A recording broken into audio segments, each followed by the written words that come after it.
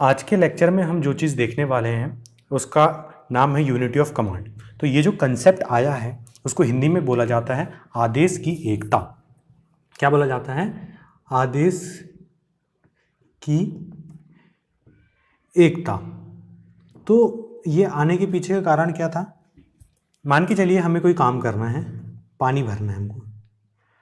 वो कौन भरेगा एक ऑर्गेनाइजेशन में? पियून, है ना।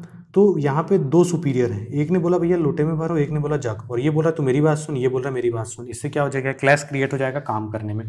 अगर एक ही सुपीरियर रहेगा, मान के चलिए एक्स ही सुपीरियर रहता है और पियून को पानी भरना है, तो उसको किसी भी चीज़ में भरने को बोले उसको पता रहेगा मेरे को इसी की बात मानना है, तो काम करने में आसान हो जाएगा। तो इसलिए यूनिटी ऑफ कमांड ऑर्गेनाइजेशन में आती है। तो इसकी डेफिनेशन क्या है? It means that in organization employee should receive orders only from one superior. आई बात समझ में? एक ही सुपीरियर से बात को सुनना हो वो हो जाता है यूनिटी ऑफ कमांड। तो इस कंसेप्ट के बहुत बड़े प्रोपोगेटर कौन थे?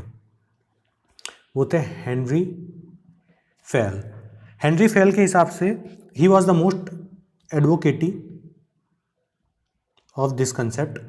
तो इन्होंने बोला it is the principle in which an employee should receive orders from one superior only. एक ही सुपीरियर से ऑर्डर सुनना होगा। अब इसके मेरिट्स क्या क्या हैं वो देख लेते हैं। क्वेश्चन क्या बनेगा? What do you understand by unity of command? 3 marker में। फिर 5 मार्कर में बन जाएगा what do you understand by unity of command? Define right it's characteristics. जो मेरिट्स होंगे वो इसकी कैरेक्टरिस्टिक्स होगी। फिर क्वेश्चन बन जाएगा 11 मार्कर में what do you understand by unit of commands? Right it's merits and demerits, है ना। तो मेरिट्स में क्या होगा? वन मैन वन मास्टर, यहाँ पे मास्टर है ये MASTER, one master makes organisation effective. एक मास्टर एक मैन रहेगा तो ऑर्गेनाइजेशन इफेक्टिव होगा। Reduce contradictions in organisation, organisation में जो भी क्लैशेस होंगे उनको रिड्यूस हो जाएगा। Uniformity in purpose achieve only by unity of command. कोई भी पर्पस है अपने, जो 4 P's पढ़े थे बेसिस ऑफ ऑर्गेनाइजेशन में, तो उद्देश्य जो ऑर्गेनाइजेशन का है वो अचीव कैसे होगा? जो सुपीरियर गाइडलाइंस देगा सबऑर्डिनेट्स को उसी हिसाब से ही होगा। उससे क्या होगी? इफिशियंसी बूस्ट होगी और डायरेक्शन यूनिडायरेक्शन हो जाएगी और इफिशिएंटली फोकस्ड वे में हम गोल को अचीव कर पाएंगे ऑर्गेनाइजेशन के। फैसिलिटेट्स वर्क्स ऑफ कोऑर्डिनेशन से काम हो पाएगा। Brings efficiency economy in organisation. सीधी बात है, खर्चा कम होगा, बेवजह की चीज़ें नहीं होगी, तो ऑर्गेनाइजेशन सही तरीके से इफिशिएंटली काम कर पाएगा। अब इसके डिमेरिट्स क्या क्या हैं वो हम देख लेते हैं। तो इसके डिमेरिट्स ये आ जाते हैं कि सबसे पहला डिमेरिट आता है doesn't develop feeling of initiative among employees. अब उनको लगेगा, कई चीज़ ऐसी होती है आपको यार कि मन करता है हम ये बात बॉस को बता दें, लेकिन सब तो ऑर्डर इन्हीं का मानेंगे, ये क्लैश कर देगा तो हम क्यों ही दिमाग लगाए, लगता है जैसा बॉस बोलेगा वैसा कर लेंगे, ये हमारी कंपनीज नहीं है, हमारा ऑर्गेनाइजेशन नहीं, कनेक्ट नहीं फील करते क्योंकि आपकी वॉइसेस की वैल्यू नहीं है वहाँ पे।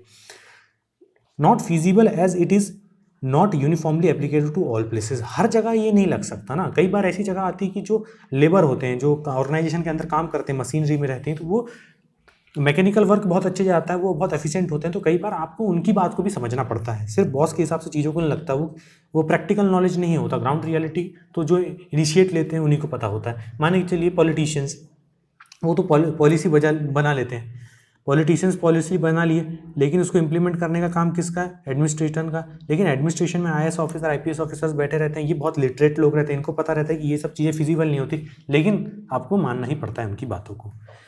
It destroys friendly relation between organisation के मेंबर। सीधी बात है, बॉस ही रहेगा, नीचे वाले को फील ही नहीं है, कनेक्ट ही नहीं, तो उनके बीच में कनेक्शन को स्टेब्लिश नहीं कर सकता। 2 पॉइंट और ऐड कर लीजिएगा अपने नोट्स में कि मिलेट जो थे उनने ड्यूअल ऑर्डर के कंसेप्ट को फोकस ज़्यादा करवाया। उनने बोला कि यूनिटी ऑफ कमांड से अच्छा तो ड्यूअल ऑर्डर है। इसमें क्या है कि एक एडमिनिस्ट्रेशन के लिए काम करेगा और जैसे टेक्निकल का काम है तो स्पेशलिस्ट उसमें काम करेगा। और एक और डिमेरिट इसका ये हो जाता है, at present time multipurpose development project run होते हैं, बहुत सारे पर्पस रहते हैं एक ही ऑर्गेनाइजेशन के अंदर, तो वहाँ पे यूनिटी ऑफ कमांड अच्छे से काम नहीं कर पाता क्योंकि हमको अलग अलग मेंबर्स के भी ऑब्जेक्टिव्स को ध्यान रखना पड़ता है। तो बहुत सिंपल सा कंसेप्ट है यूनिटी ऑफ कमांड। हम थिंकर की डेफिनेशन भी फ्लाई की डाल दिए यहाँ पे, तो बहुत टू द पॉइंट स्पेसिफिक हमने पढ़ ली है। इसकी टेलीग्राम पे लिंक मिल जाएगी जहाँ से आप इसकी PDF डाउनलोड कर सकते हैं। Thank you so much.